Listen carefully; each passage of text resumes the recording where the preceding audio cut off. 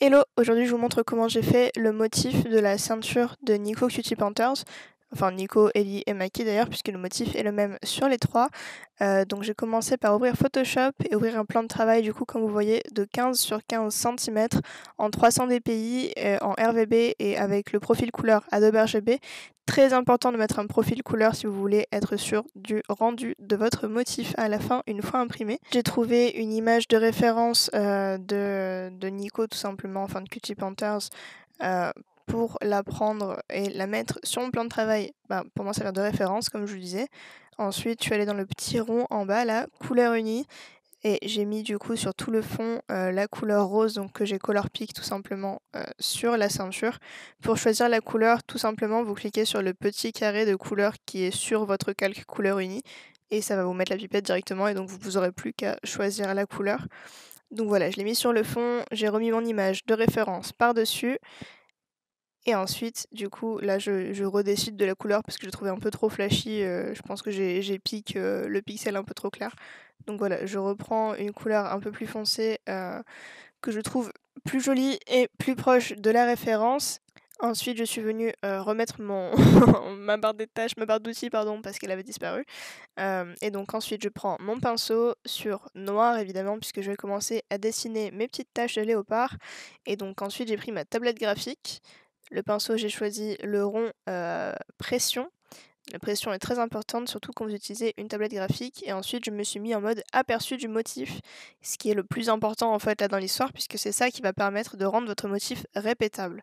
Donc ensuite, j'ai verrouillé mon calque avec la référence pour pas cliquer dessus par mégarde.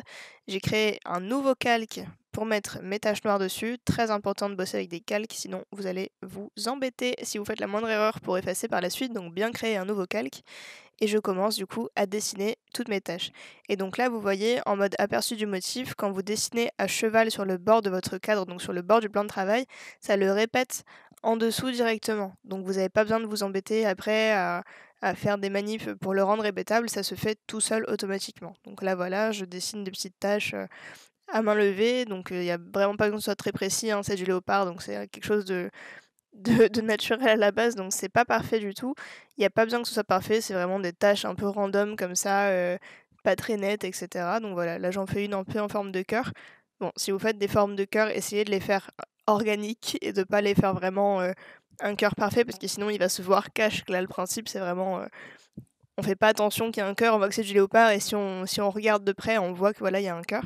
Et donc voilà, là je vous laisse sur un petit accéléré du motif. Et là, petite astuce pour que ça aille 2 fois plus vite, j'ai rempli d'abord le coin supérieur droit comme vous voyez là et après j'ai copié-collé mon calque pour remplir en fait 2 fois plus vite la zone de travail. Voilà, je l'ai déplacé pour aller dans l'angle où il y avait rien du tout. J'ai fusionné les 2 calques et j'ai continué de remplir. Donc là voilà, je dézoome un peu pour me rendre compte vraiment de mon motif de loin, très important. Comme ça, je vois s'il manquait quelque chose sur mon motif, si ça faisait trop une ligne droite à un moment, une cassure, quelque chose, et donc j'ai re-rempli. Et donc là, ce que je vais venir faire, c'est donc créer un nouveau calque, comme vous venez de voir, prendre une couleur, un rose un peu plus foncé, et je vais venir dessiner à l'intérieur de mes tâches pour ajouter vraiment voilà, de la profondeur à mon dessin. Donc là, voilà, je commence à dessiner à l'intérieur, mais je vais me rendre compte dans quelques instants que le rose est trop clair, et que donc d'une, ça ne change rien, et de deux, j'arrive pas à voir où est-ce que j'ai déjà dessiné. Donc là, l'astuce, ça va être tout simple. Je vais retourner dans le rond en bas à droite et je vais retourner sur couleur unie et ensuite donc glisser le calque couleur unie juste au-dessus de mon calque des tâches, donc le calque sur lequel je suis en train de dessiner.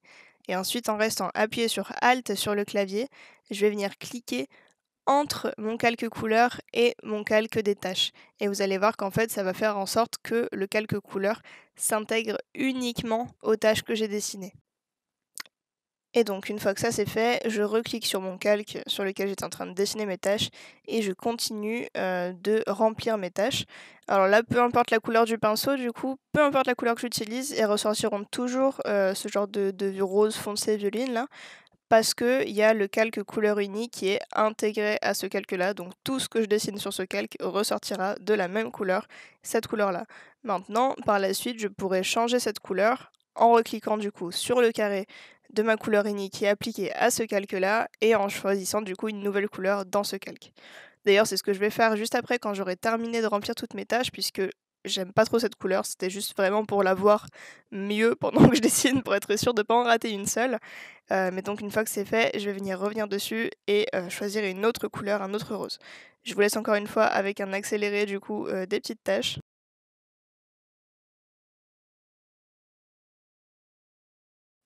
Et donc pareil que tout à l'heure, une fois toutes les tâches remplies, je dézoome pour voir si j'en ai pas oublié une, s'il y a pas quelque chose qui ne va pas.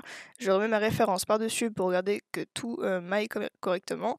Et donc là voilà, comme je disais, je vais venir changer la couleur pour en remettre une couleur un petit peu plus rose, que je trouve bien plus jolie. Encore une fois, je dézoome, je regarde que tout aille bien et ensuite affichage, taille réelle pour voir du coup, la vraie taille de mon motif, voir la taille qui fera à l'impression pour voir que tout me convienne, que ce soit vraiment la bonne taille, celle que je souhaite et qu'elle rende comme il faut, sur ma ceinture au final. Donc là, en soi, le motif est fini, donc on va pouvoir passer à l'enregistrement. Donc je commence par déverrouiller mon calque de référence, je le supprime puisqu'il ne me sert plus à rien.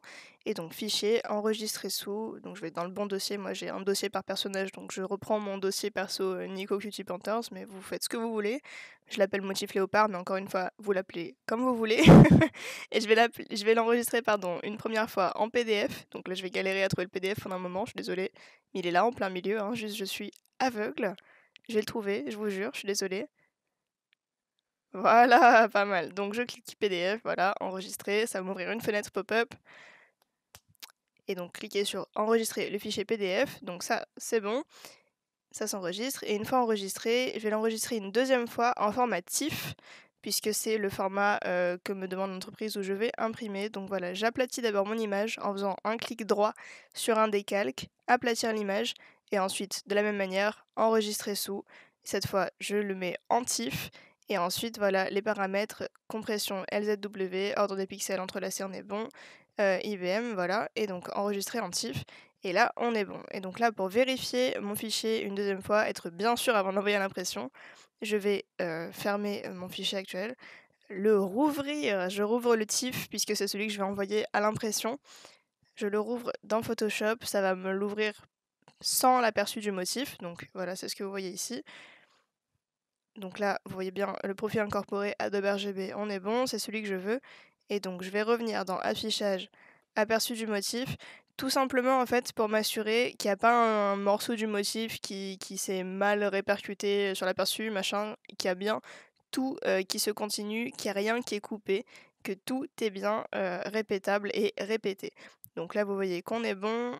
Et voilà, du coup, la fin du motif. Et je vous laisse du coup essayer de reproduire ça à la maison. Et si vous le faites, n'hésitez pas à m'identifier sur tous les réseaux. Je suis là, Kuro-chan Cosplay.